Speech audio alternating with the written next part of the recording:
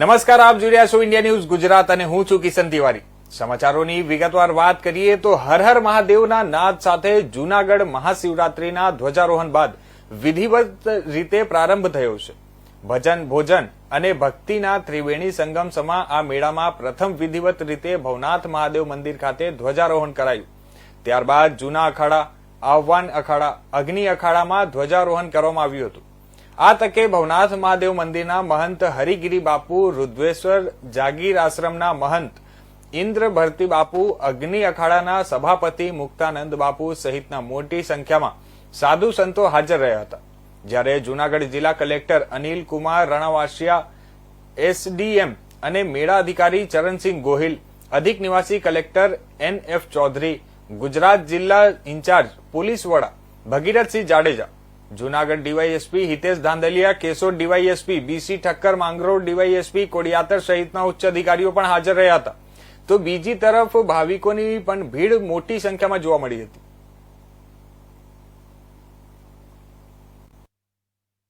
आप जो जंगम साधु उसकी क्या परंपरा है और आप कैसे भिक्षा लेते?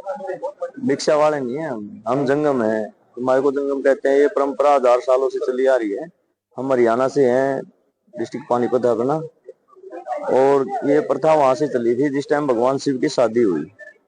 जैसे हमारे लड़की की शादी होती है, कन्यादान इकट्ठा होता है, वैसे ही भगवान शिव की शादी का जो माता पार्वती और भगवान शिव की शादी का कन्यादान था वहाँ इकट्ठा हो जाता है। वो ब्रह्मा जी को देते हैं, ले ब्रह्मा जी मेरी शादी का दान।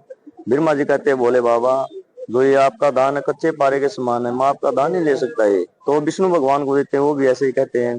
पास में माता पार्वती कहने लगी बोले बाबा जैसे मैंने गणेश को पैदा किया है, उत्पत्ति की है, जैसे प्रथम पूजा कोई भी कार्य हो गणेश की जाती है, आप भी अपना पुरोहित पैदा करो जो आपसे पहले उसकी पूजा हो। तो भगवान शिव क्या करते हैं, जांग में चीरा देते हैं, दूड़ा घास बोलते हैं जिसको, उसका पुतला बनाते हैं और चितली उंगली से जांग से चीरा देते हैं, वहां से पुतले में जीव प्रकट करते हैं। वहां से हमारा नाम जंगम रखा जाता है। ये 5 देवताओं का वाणा है, माता पार्वती कर्णफूल है, चंद्रमा, शीशनाग, ये ब्रह्मा जी के, विष्णु भगवान की कलंगी है, और जो हम नंदी की घंटी होती है जो बजाते हैं जिसमें दान लेते हैं। तो वहां से हमारी परंपरा चली थी। भगवान शिव ने अपनी शादी का दान जंगम को दिया था घंटी के अंदर। भगवान शिव कहते हैं जंगम देवता जो तेरे को मानेगा मेरे को मानेगा, जो तेरे को नहीं मानेगा वो मेरे को भी नहीं। तो वहां से हमारी परंपरा चली थी। हम 10 नाम के पुरोहित हैं और भगवान शिव के पुरोहित है। ये हमारे परिवार में से एक को जंगम बनना पड़ता है। कोई CBI में, कोई मिलिट्री में, पुलिस में, सभी तरह के हमारे में, लेकिन परिवार में से एक को जंगम बना दिया जाता है। ये वहां से परंपरा चली थी। नाम विजेंद्र सिंह। तो कहाँ से सर? हम हरियाणा डिस्ट्रिक्ट पानीपत से हैं जी। જૂનાગઢમાં વર્ષોની પરંપરા મુજબ મહાશિવરાત્રીનો ભવ્ય મેળાનું આયોજન થઈ રહ્યું છે, ત્યારે જિલ્લા કલેક્ટર સાહેબના માર્ગદર્શન નીચે વહીવટી તંત્ર કાર્યરત છે। આમાં આજના દિવસે માનનીય કલેક્ટર સાહેબના હસ્તે ધ્વજારોહણ અને પૂજા વિધિ કર્યા બાદ મેળાનો વિધિવત પ્રારંભ થાય છે।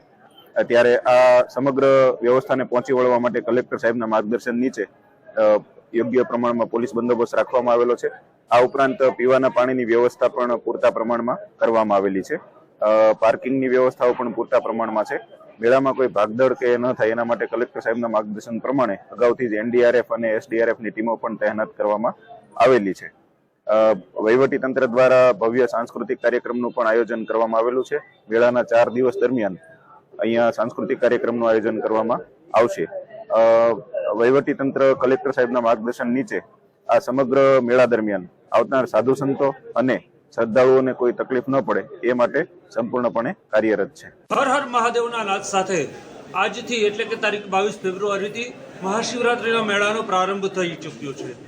ભવનાથ મંદિર ખાતે ધ્વજારોહણ સાથે મહાશિવરાત્રિના મેળાનો પ્રારંભ થઈ ચૂક્યો છે। એટલે આજથી 5 દિવસ એટલે કે આગામી તારીખ 26મી ફેબ્રુઆરી સુધી મહાશિવરાત્રિનો મેળો ચાલુ રહેશે। ત્યારે ખાસ કરીને વાત કરીએ તો મહાશિવરાત્રિના મેળાની અંદર ભવનાથ મંદિરની અંદર હાલ પહેલા દિવસથી જ ભાવિકોની ભીડ જોવા મળી રહી છે।